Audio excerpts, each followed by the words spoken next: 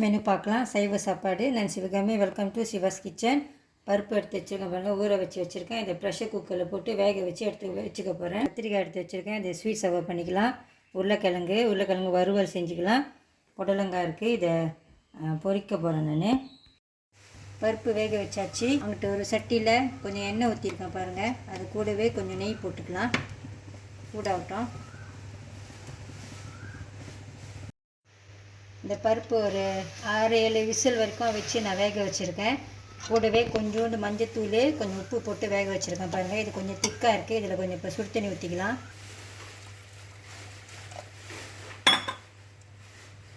நல்லா கலந்து வச்சுக்கோங்க. எண்ணெயும் நெய்யும் சூடாயிடுச்சு. அதில் கொஞ்சம் சீரகம், கொஞ்சம் கடுகு,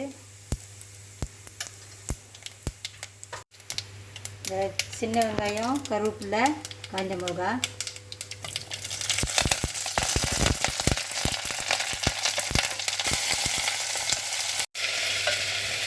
இஞ்சி கொஞ்சம் இடித்து வச்சுருக்கேன். பூண்டு ரெண்டுமே ஒரு டீஸ்பூன் போட்டிருக்கேன். நான் கொஞ்சம் பெருங்காயம்,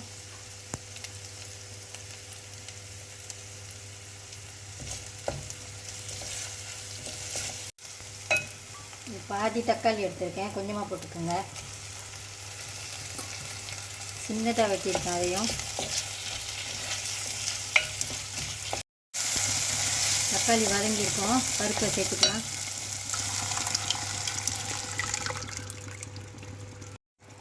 பருப்பு வேக வைக்கிறப்பவே கொஞ்சம் உப்பு போட்டிருக்கேன். உப்பு பார்த்து போட்டுக்கோங்க. இப்போ கொஞ்சமாக தான் சேர்க்குறேன். நான் மஞ்சத்தூள் சரியாக இருக்கும். இது கொதிக்கிட்டோம். அப்புறம் இந்த பருப்பு தாளிப்பு ரெடி ஆயிரும். நான் இது திக்காக தான் செஞ்சுட்டு இருக்கேன். நீங்கள் தண்ணி பார்த்து ஊற்றிக்குங்க. ஒரு 1/2 டீஸ்பூன் மாதிரி புளி பேஸ்ட் எடுத்துருக்கேன் பாருங்கள். இது ஆப்ஷனல் தான். இது ரெடி ஆயிடுச்சு. ஆறிட்டோன்னே இது இன்னும் கூட கொஞ்சம் திக்காகும். நீங்கள் தண்ணி பார்த்து ஊற்றிக்குங்க. அடுப்பு ஆஃப் பண்ணிடலாம். கொஞ்ச நேரம் ஆற விட்டுட்டு அப்புறமா நான் மல்லி இலை சேர்த்துக்க போகிறேன். அடுத்து உருளைக்கிழங்கு மசாலா. உருளைக்கிழங்கு வேக வச்சுருக்கேன் பாருங்கள். தோல் எடுத்துகிட்டு பெருசாக அந்த மாதிரி வெட்டி வச்சுருக்கேன். சட்டியில் எண்ணெய் சூடாயிடுச்சு. அதில் கொஞ்சோண்டு சீரகம் போட்டுக்கோங்க. கொஞ்சமாக உருளைக்கிழங்கு கொஞ்சம் தான் இருக்குது. கொஞ்சம் கடுகு, சின்ன வெங்காயம், கருவேப்பிலை,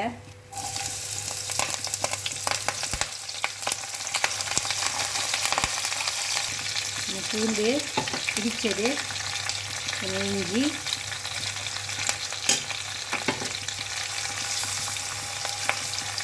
வெங்காயம்,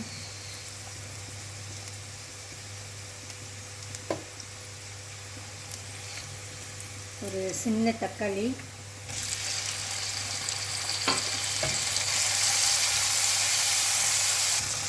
தக்காளி நல்லா வதக்கிக்குங்க. உருளைக்கிழங்கு தேவைப்படுற உப்பு,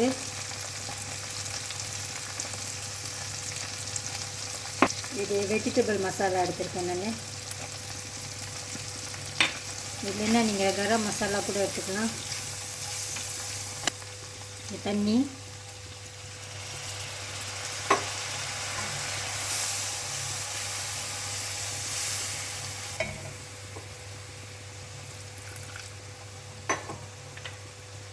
பச்சை மிளகா,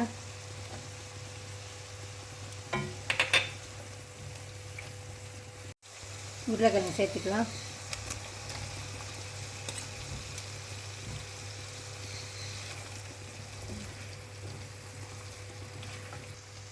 கடைசியாக கொஞ்சம் மல்லி இலை,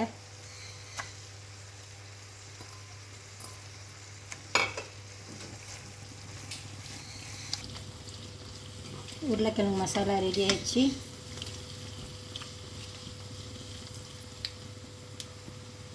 புடலங்காயை வெட்டிட்டு கொஞ்சோண்டு உப்பு போட்டு 10 நிமிஷம் ஊற வச்சுட்டு அதை கழுவி இப்போ எடுத்து வச்சுருங்க பாருங்கள். தண்ணி இல்லாமல் கொஞ்சம் எடுத்து வச்சுக்கோங்க. இதில் இப்போ மசாலா போட்டு எடுத்து வச்சுக்கலாம். கொஞ்சம் மிளகாத்தூள், சீரகத்தூள், மஞ்சத்தூள், இது உப்பு,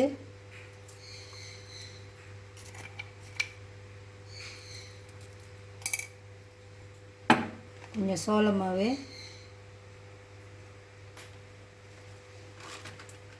அரிசி மாவு எல்லாம் குத்து மதிப்பாக போட்டுக்கோங்க. புடலங்காய் எவ்வளோ இருக்குதுன்னு பார்த்துக்கிட்டு எல்லாம் மதிப்பாக போட்டுக்கோங்க. எல்லாத்தையும் நல்லா கலந்து எடுத்து வச்சுக்கோங்க. நான் அதில் தண்ணி ஊற்றலை, இந்த புடலங்காயில் உள்ள தண்ணியே சரியாக தான் இருக்கும்.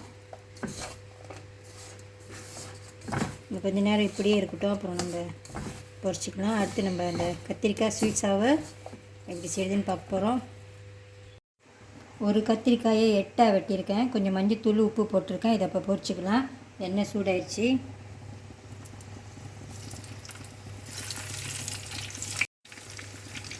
இது கொலன்னு பொரிக்காமல் ஒரு பாதி அளவுக்கு வெந்தால் போதும், எடுத்துடலாம். இதை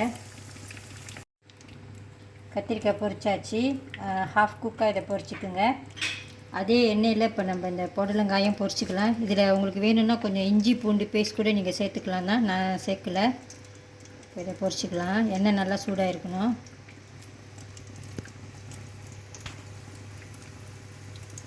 ஒன்று ஒன்றா போட்டுக்கோங்க, கொஞ்சம் ஒட்டிக்கும்.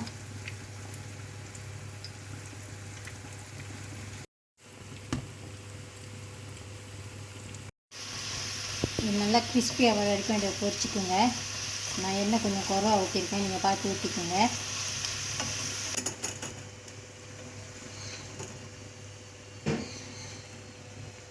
அடுத்து கத்திரிக்காய் ஸ்வீட்ஸாவை எண்ணெய் ஊற்றிருக்கேன் பாருங்கள். எண்ணெய் கொஞ்சம் கூட தான் ஊற்றிருக்கேன். கடுகு, சீரகம், கொஞ்சோண்டு வெந்தயம்,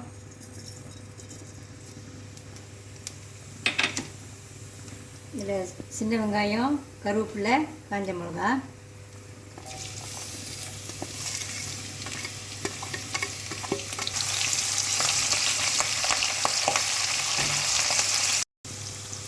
பூண்டு இடித்து வச்சது, இஞ்சி அதோட கொஞ்சமாக போட்டுக்கோங்க. கூட தான் போடுறேன். ஒரு டீஸ்பூன் பூண்டு, ஒரு டீஸ்பூன் இஞ்சி போட்டுக்கோங்க இடித்தது. இந்த பருப்பில் நான் மல்லி இலை சேர்த்துட்டேன். இது இப்போ திக்காகிடுச்சு பாருங்கள், நம்ம சொன்ன மாதிரி.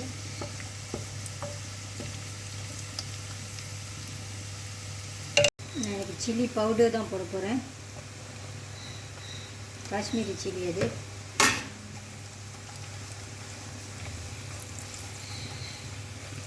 கொஞ்சம் தண்ணி ஊற்றிக்குங்க.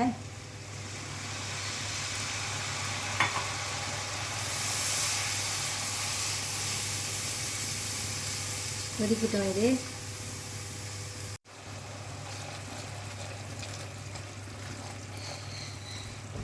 கத்திரிக்காயத்தை சேர்த்துக்கலாம்.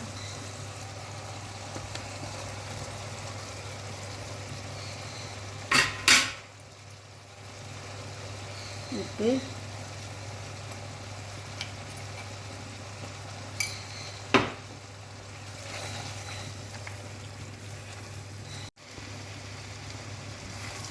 ஏற்கனவே பாதி வெந்த கத்திரிக்காய் தான் இது. இப்போ ரொம்ப நேரம் வேக வைக்க தேவையில்லை. அடுத்து கொஞ்சம் புளி சேர்த்துக்குங்க.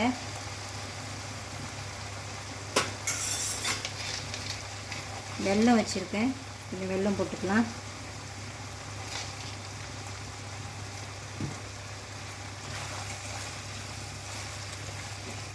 ஃப்ளேம் குறைச்சி வச்சுக்கோங்க.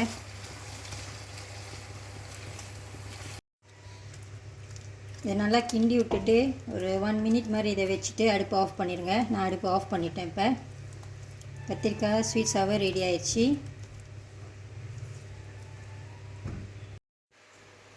சாப்பாடு ரெடி ஆயிடுச்சு. கத்திரிக்காய் ஸ்வீட்ஸாவு, உருளைக்கிழங்கு மசாலா, புடலங்காய் கிறிஸ்பி ஃப்ரை, பருப்பு திக்கா இது மாதிரி தாளித்து வச்சுருக்கேன்.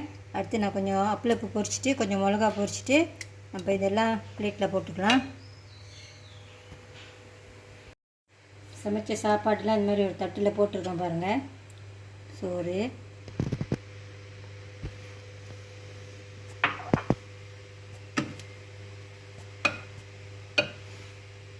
பருப்பு,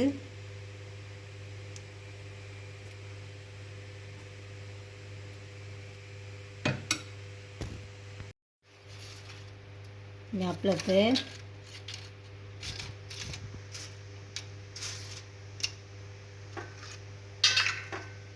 மிளகா ஒன்று, இது ஊறுக்காய் பாருங்கள். இந்த ஊறுக்காய் வந்துட்டு நானே செஞ்சது, லெமன் ஊறுக்காய் இது வீட்டில் செஞ்சது. இந்த வீடியோ உங்களுக்கு வேணும்னா சொல்லுங்கள், நான் இந்த வீடியோ கூட போடுறேன். வீட்டில் செஞ்ச ஹோம்மேட் ஊறுக்காய் இது.